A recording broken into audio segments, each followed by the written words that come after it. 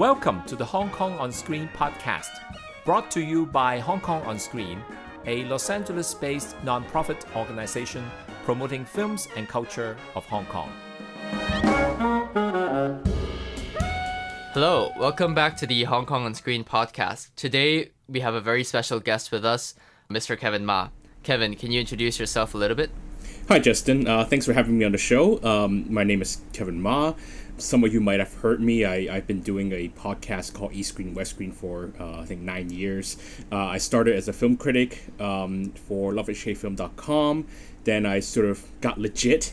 I began working for organizations here, writing for Hong Kong International Film Festival, Udine Far East Film Festival, doing Q&As for Asian pop-up cinema in America.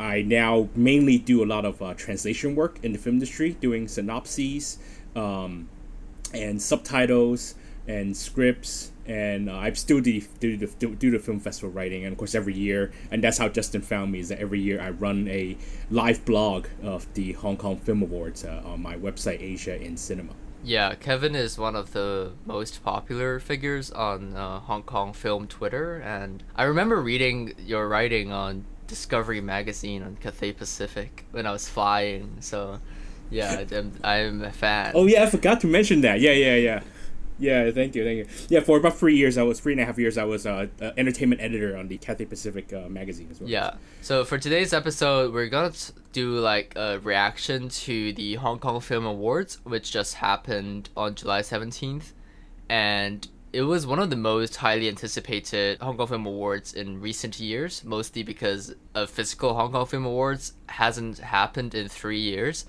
And the last one was replaced by a press conference where they just announced the winners. And it's also combining 2 years of eligibility because there weren't enough films released in theaters in 2020 to make the awards happen. So the films of 2020 and 2021 are combined for the 2022 Hong Kong Film Awards.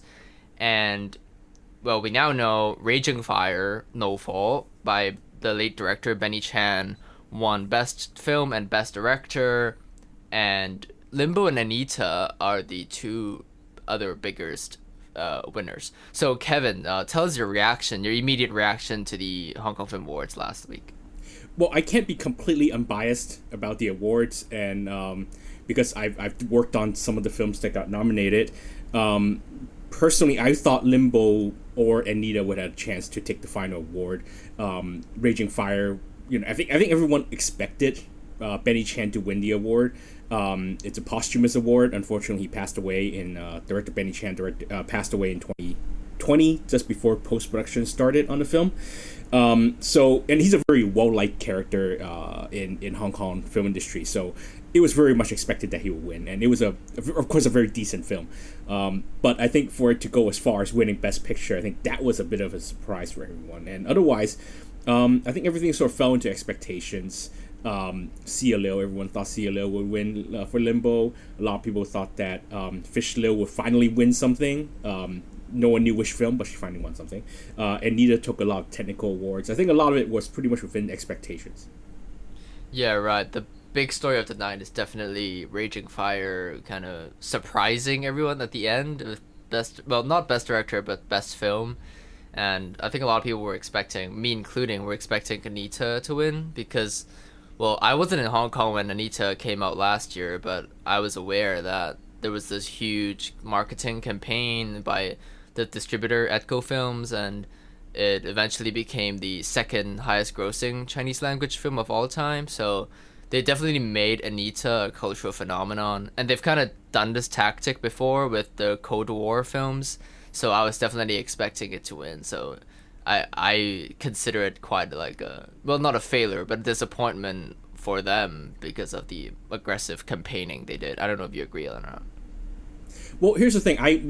First of all, I worked on Anita from a very, very early stage. So I've seen the film evolve over time, and so I can't be completely biased about the quality of the film itself. In fact, I actually haven't.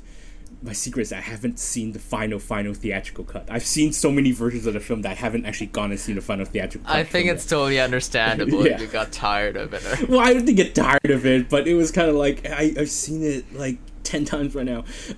So it was kind of hard for me to go sit in the theater and watch it again.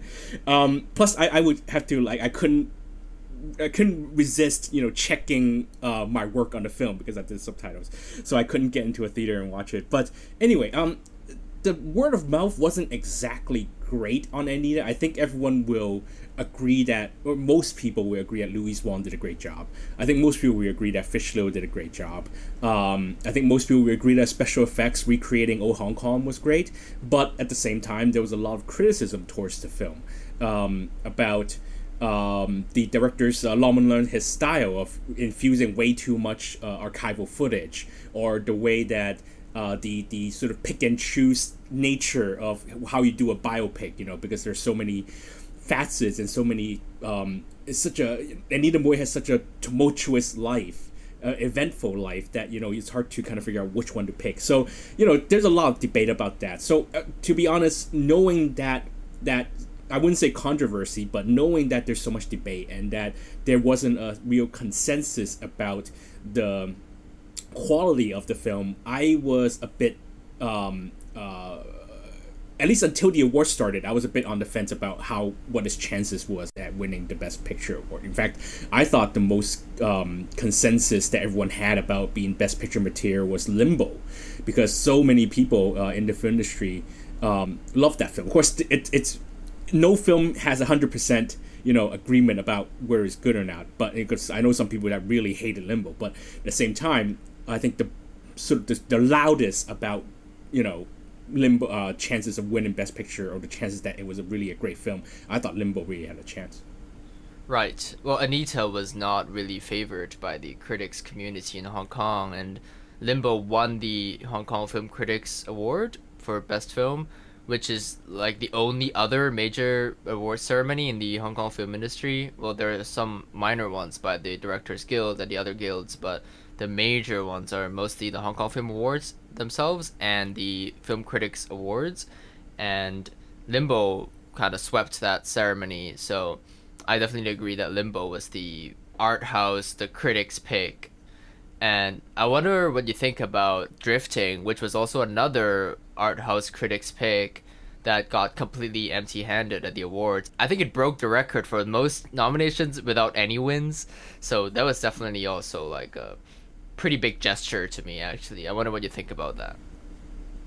Well, Drifting, I think Drifting's biggest chance was, or at least at awards, was Francis Ng, who has been nominated for like 6 or 7 times at the for Best Actor now, and I thought Best Director Jun Lee would have had his biggest chance as well. But then the thing is, I think a lot of people saw that it was Jun Lee's second feature film, so a lot of the voters thought that, well, you've had your chance. Right. So they thought they would give it to someone else, someone who's really a first film. Yeah, because the Best New Director award, the eligibility is the first or second film. So by that standard, Jun Lee got nominated. But I think a lot of voters was like, well, let's give it to someone who actually directed his first film, rather. But I thought, and unfortunately, Francis Ng went up against, 80, just give me the age again, 85 Patrick Say. I mean, of all people, yeah. Because if there's anyone who is, because the Hong Kong Film Awards has this sort of hierarchy, right? And I think it's sort of a secret, unspoken hierarchy that if certain people waited a long time, oh, maybe it's his or her turn. The way that Andy Lau had a ton of nominations before he finally won for Running Out of Time. The way that Lau Ching-wan had a ton of nominations before it was finally his turn. So everyone thought, well, it's finally Francis Ng's turn. But then you had an 85-year-old Lifetime Achievement Award winner who hasn't won before. So it was his turn. So that was the really unfortunate turn of events for Francis, who I thought really did well.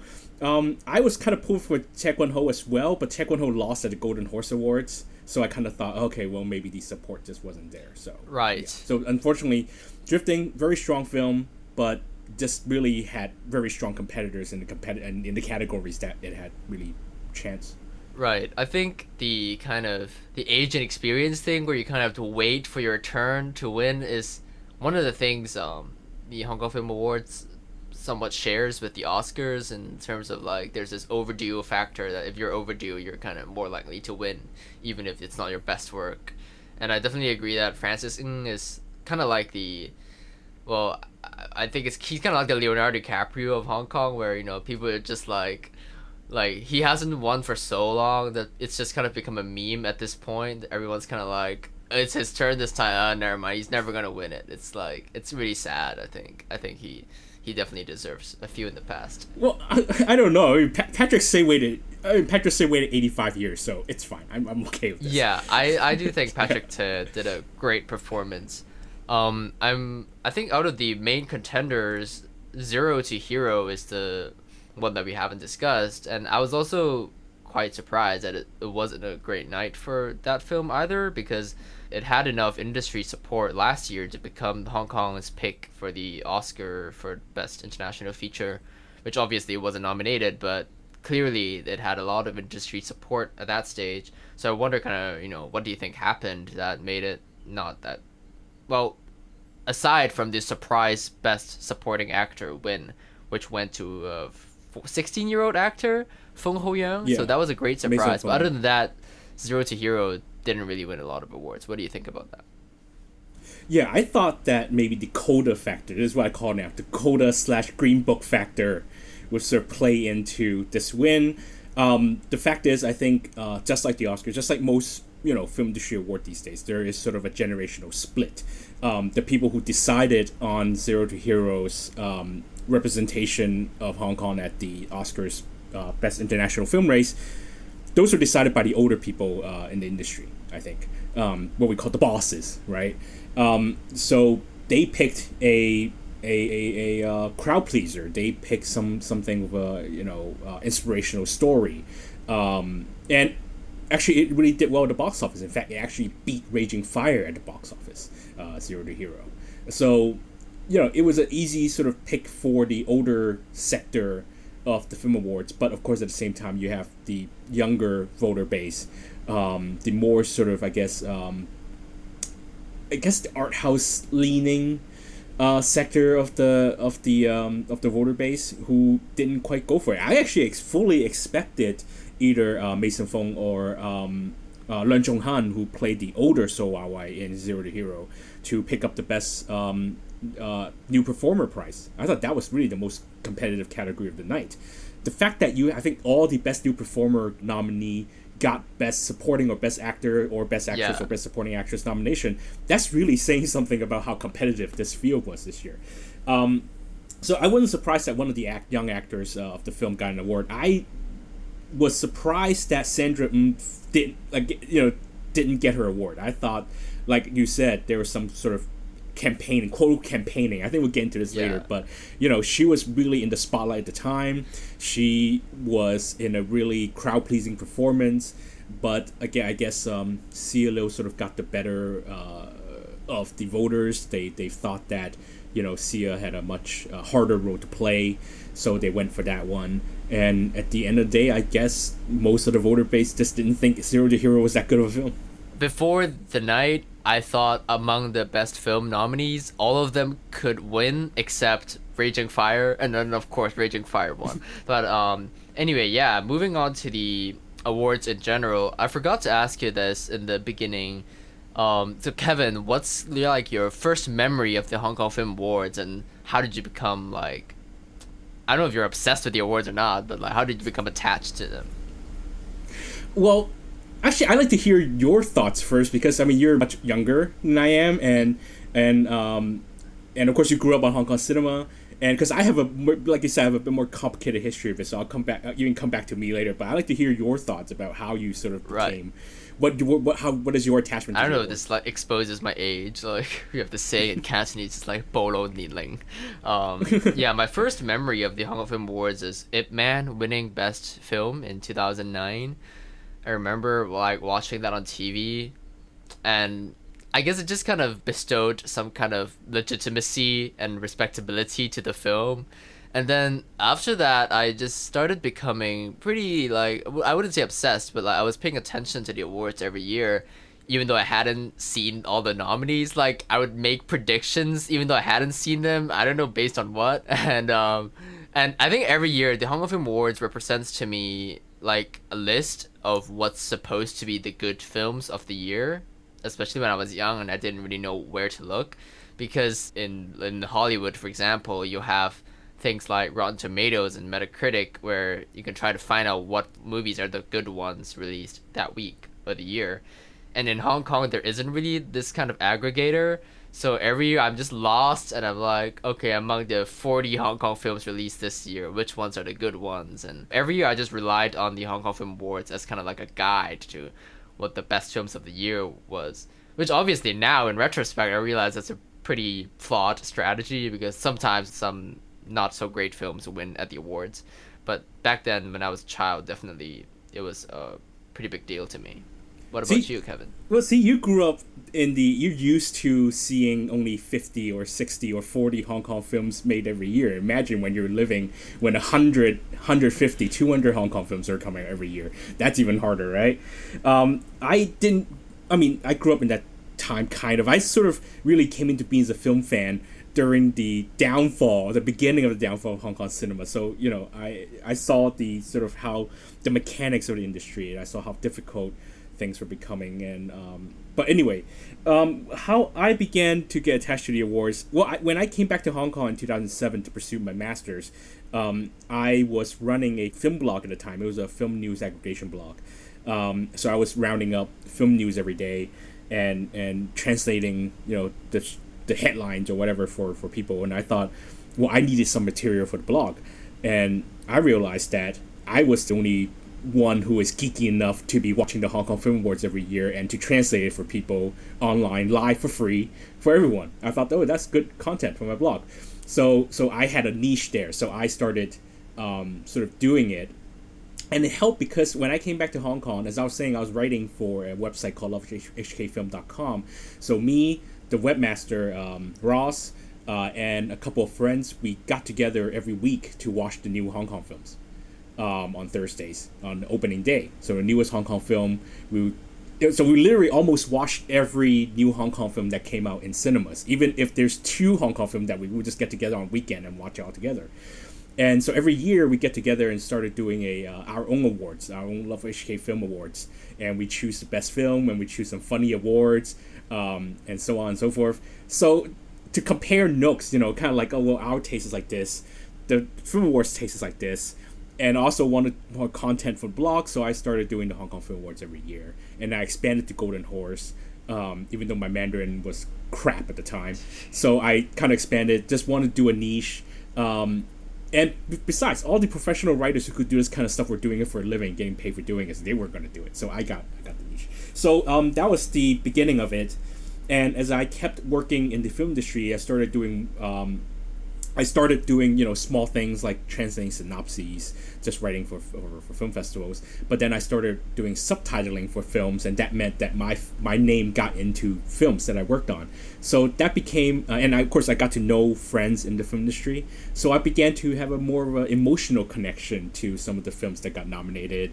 I wouldn't go as far as to say that I only root for the films that I worked on, but I would be happy for people I know that have worked on films that won. I'd be happy for films that I worked on if they won. For example, I worked on Project Gutenberg, and I know that there was a lot of controversy when that won Best Picture, but at the same time, it was great for my resume. So, to be honest, so that's a very complicated relationship with the awards. But as I grow closer to the industry, even though I don't have a vote in the awards, I get sort of more emotionally attached to the awards. Right. So I think the biggest burning question in my head for you, who is part of the industry, is so I'm actually more of an Oscars obsessive than an HKFA obsessive, mostly because there isn't really anything you can obsess about with the Hong Kong Film Awards other than the month when it happens and the nomination stage. So yeah, for the Oscars, obviously you get these kind of huge for your consideration campaigns, like film festivals, the press circuit, it's just kind of insane. It's like the FYC industry, the awards industry in Hollywood has become an industry of its own inside the film industry. And we don't really see any of that in the Hong Kong Film Awards, or at least on a much, much smaller scale. So my question for you is, in the Hong Kong film industry, how does awards campaigning happen? And is it actually a thing? It's not particularly a thing. I think so. I did a bit of interpretation for the Zero to Hero team when they were trying to campaign for the Oscar, and they had to hire a PR firm in America to help them out. So because they kind of don't really have the manpower or the resource or sort of the know-how of trying to run a campaign like this. Because let's face it, the Hong Kong film industry is much smaller and much more closely knit than the typical than like the American film industry. It's kind of like an annual dinner. Let's face it, it's like a company's annual dinner. So everyone is there. They kind of know each other. They're kind of buddies. So it's hard to say there's a campaign. And we all I think people in the industry know that people who work for the companies whose films are nominated, they just vote for their own films. So it's kind of hard to say campaign after the nomination stage. Instead, I think there's a bigger effort to get the films nominated because there is a loophole. Not a loophole, but there's a rule that is similar to the Oscars in that if a film plays publicly in cinemas for I think 5 shows or 5 days, I think it's 5 shows. If it plays 5 shows or more before December 31st, then it gets nominated. Then it's eligible to be nominated for the awards. So in a typical year now, at least in the last few years, towards November and December, you start to see films that wouldn't come out until maybe the spring or the summer. They would get the five shows in December to sort of attract the possibility of nominating them. So film companies would hold these screenings. They would open a small amount of seats, maybe 20, 30 to the public, and the rest they would invite professionals, so critics, actors, whatever, people who would vote for the awards, whether they're not on the nomination committee or not. They would hire those people to show up to watch the films and with the hopes of nominating them. So a few companies, that actually has worked for quite a few films. For example, Mad World, 一念無明, that played in Toronto, and then in December it got a couple of screenings. And then it went on this long trip around the world on film festivals. And then when it got a bunch of nominations at the Hong Kong Film Awards, it finally got released. So it banked on those Hong Kong Film Award nominations. So that's the idea of campaigning. But most of it is using the awards to bolster the commercial performance of the films in Hong Kong. That's sort of the idea. I think that also worked on... Mad World is the one that I can think of most, but in a typical year, in December, you start to see films that shouldn't come out much later and they get released. So that's where mostly the campaigning comes in. Yeah, the 5-day release thing, like the super limited release thing, also happens in Hollywood.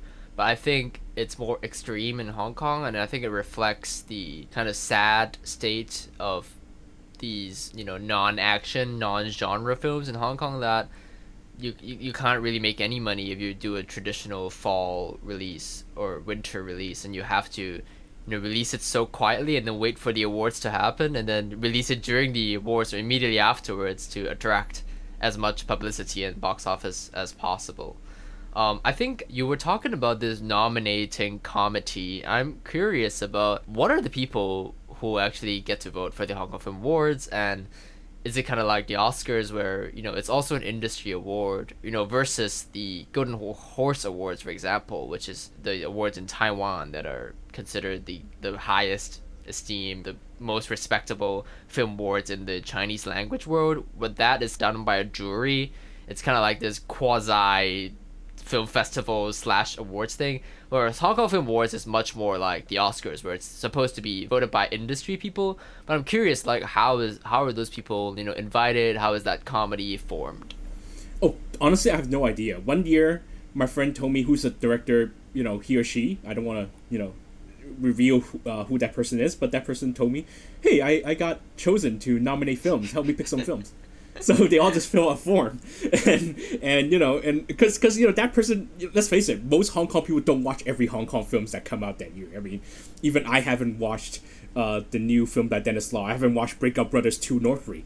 So I can't possibly see every Hong Kong film, and and just said go. I mean, that person knew mostly for the major awards what to vote for, but for the technical awards or some of the stuff, they all just fill a name or they all fill out names and whatever. But of course, the film awards, they give you you can find this form online of the names that every eligible film submitted for every category So that's a guide for all the voters, for all the nomination people. But I think the nomination committee, so-called nomination committee, is much bigger than we think. It's not like 5 or 10 people. I think it's quite a significant number of the voter base, and they all sort of hand in forms. They're given the guide to sort of who to pick for which category. They fill out the names and then they hand it in, and I think that's how it works. But you have to note that the final results of the awards isn't 100% weighted by the voter base. I think it's sort of, or 50, there's a split. So there's the votes, there's actual votes, and there is a professional committee or professional judge of like 100 people or something like that they deem to weigh heavier, the votes weigh heavier than the actual voting base awards. I think it's sort of to prevent, again, this, people of different film companies just voting for their own films, right? So there is a split, and I think the sort of the ratio of the votes is pretty even, like 50-50 or something like that.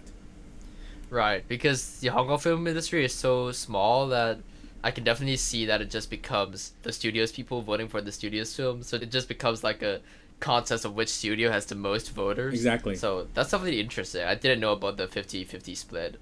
I see it as kind of trying to combine the Golden Horse jury system with the Oscars popular vote system, and it's definitely created some interesting winners in the past. But I think the Hong Kong Film Boards have generally maintained their standard and respectability. There hasn't been like a crash or a green book, in my opinion. I don't know what you think. Did you like Cold War? I don't know. I didn't work on the film, so you can tell me anything. I didn't work on the film, so you can tell me.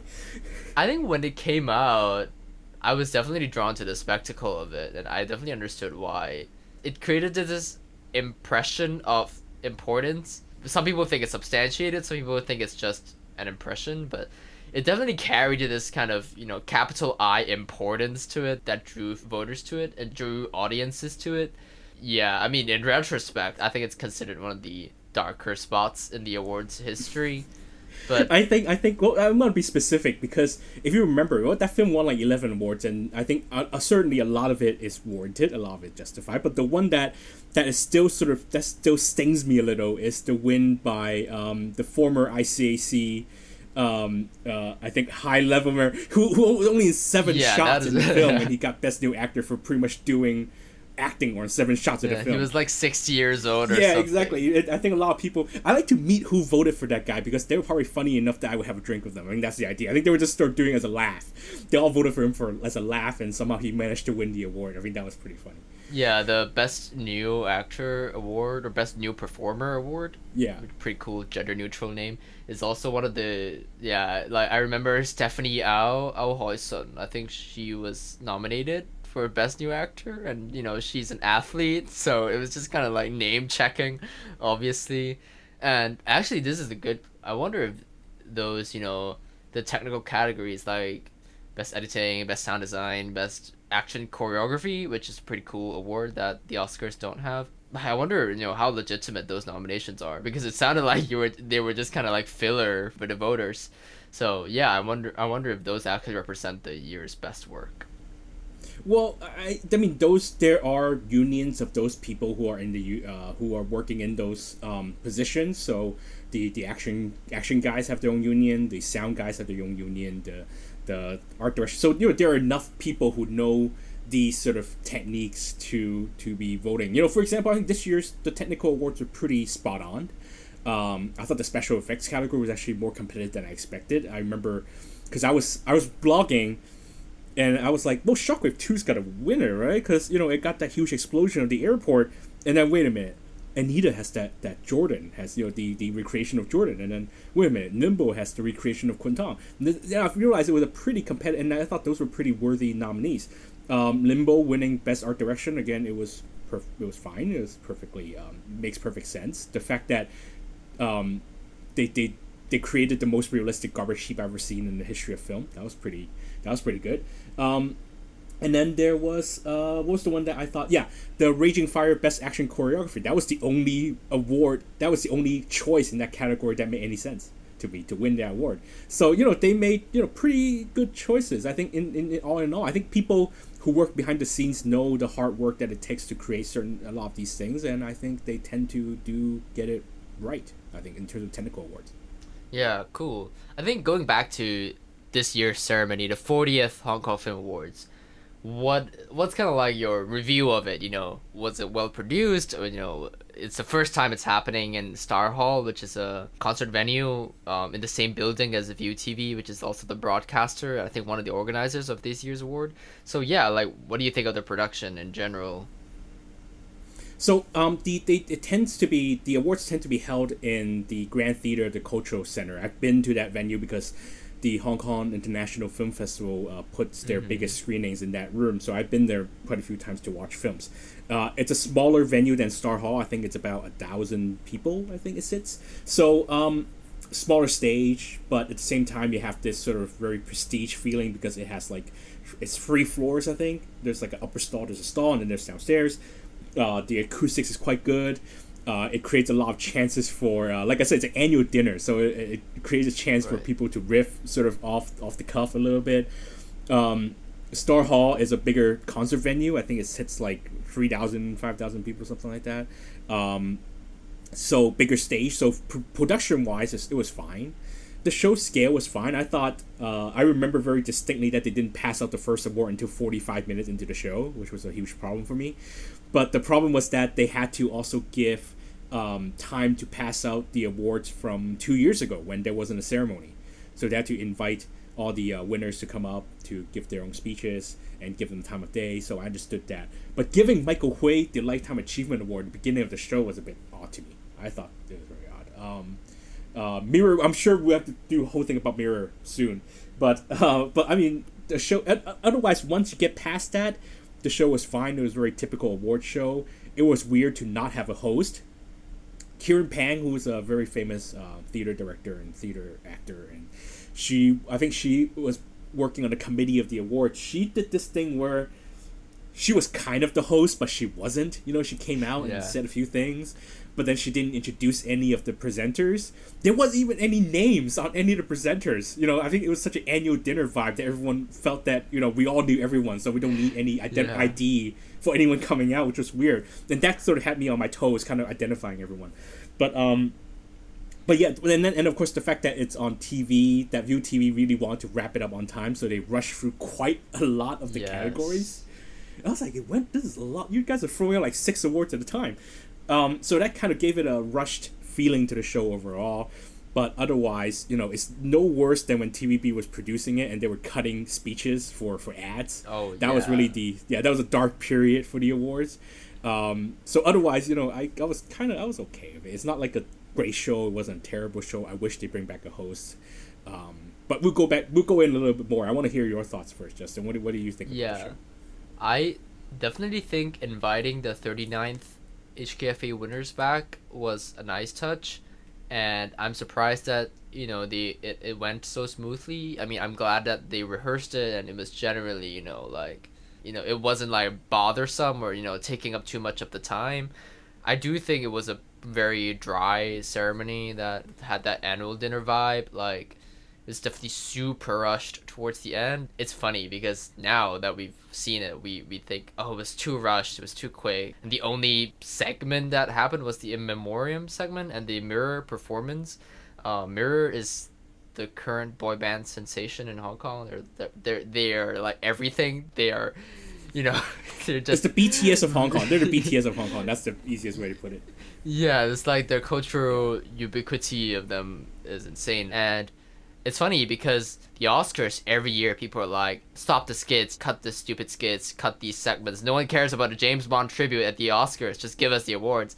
And then now we saw these awards being handed just as the awards and nothing more. And it was kind of too quick for some people, including me. And I definitely thought it's a shame that it was so dry, but because it's the 40th anniversary after all.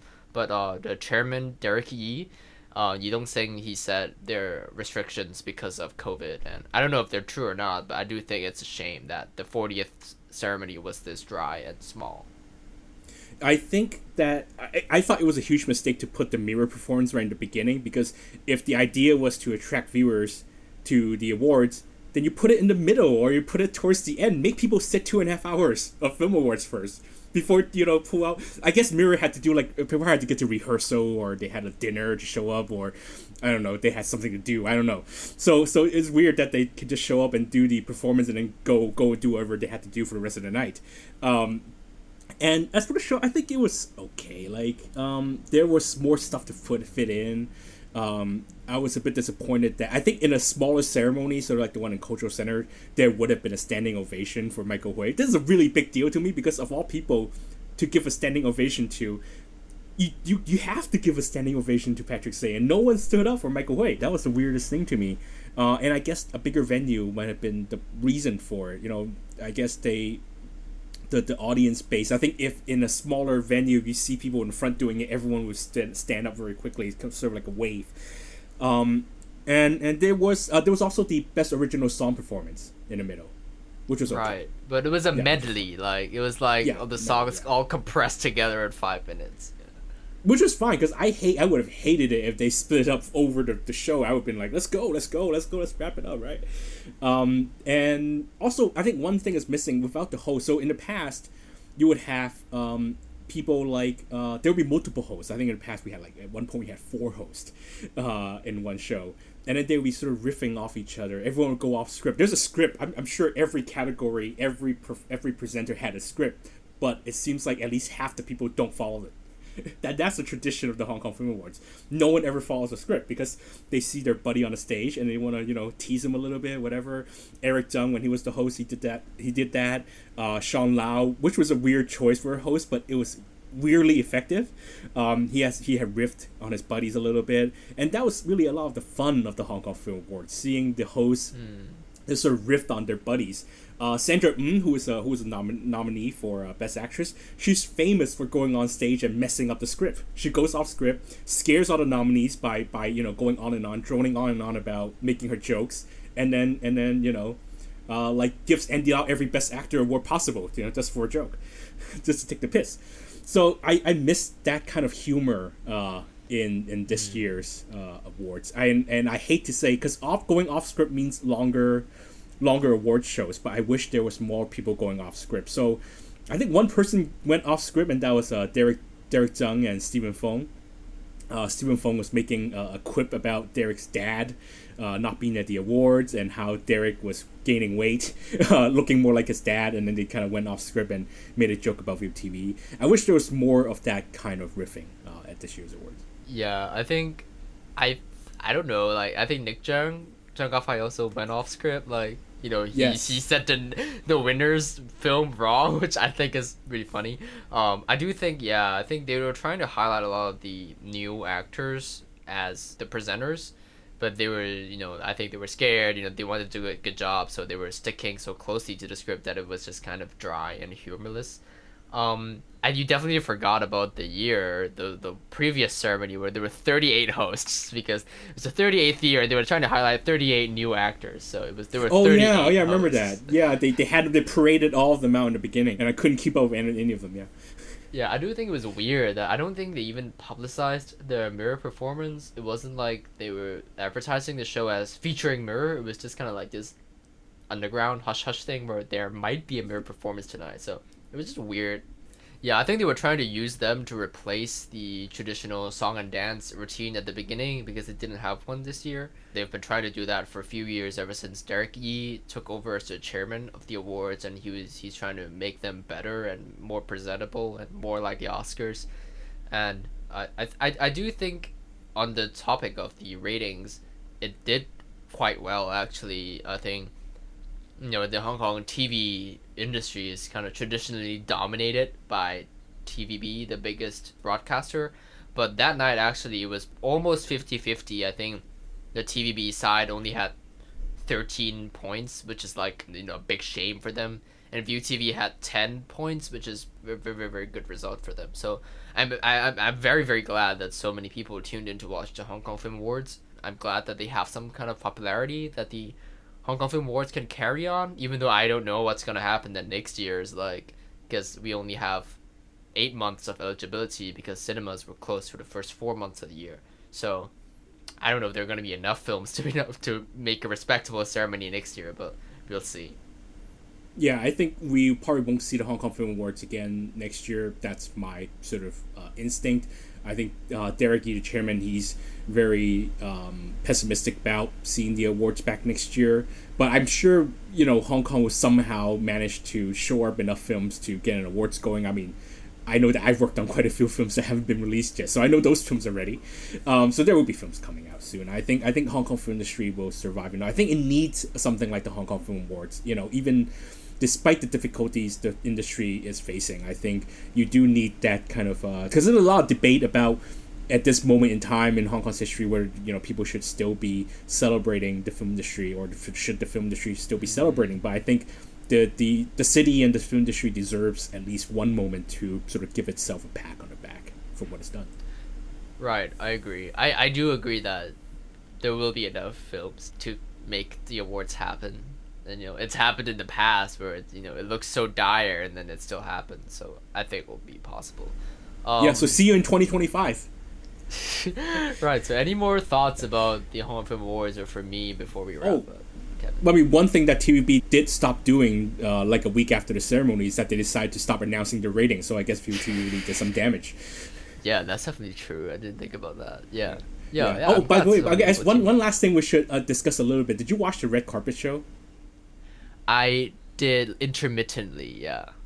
I think is it the first year that they've done it on TV, the red carpet? I don't remember it happening before. I think so, and I thought it was terrible and they should replace the host. I know that they hired the same guy to host every red carpet. Every public thing that ViuTV does, they hire the same guy, but they really should hire a writer. They really should just do better. I don't know. Yeah, I want to say that I do think ViuTV did a great job leading up to the awards. Like, the week before the awards, from Monday to Friday every night at 10:30, there was this game show called Kam Zhang Wan Ga, which was literally just a Hong Kong Film Awards trivia show for 5 nights leading up to the ceremony. And I'm like I can't imagine the Oscars doing that actually. So it was actually TVB wouldn't even do that, so forget it. Yeah, like it showed how much ViuTV cared, or I don't know who initiated it, but whoever did cared about the Hong Kong Film Awards and our culture and our history. And yeah, I do think ViuTV did quite a good job, and I hope they become the broadcasting partner in the future. And yeah, no, I agree. I think there's a lot of improvements to be made, but at least they respected the awards enough to show all the speeches. And I know that's a low bar to clear, but hey, TVB didn't do that, so yeah. Well, thanks so much, Kevin, for a great episode on the Hong Kong Film Awards, and thank you so much for doing our podcast. Yeah, thank you for having me. Thanks for listening to the latest episode of the Hong Kong on Screen podcast. Bye. Bye.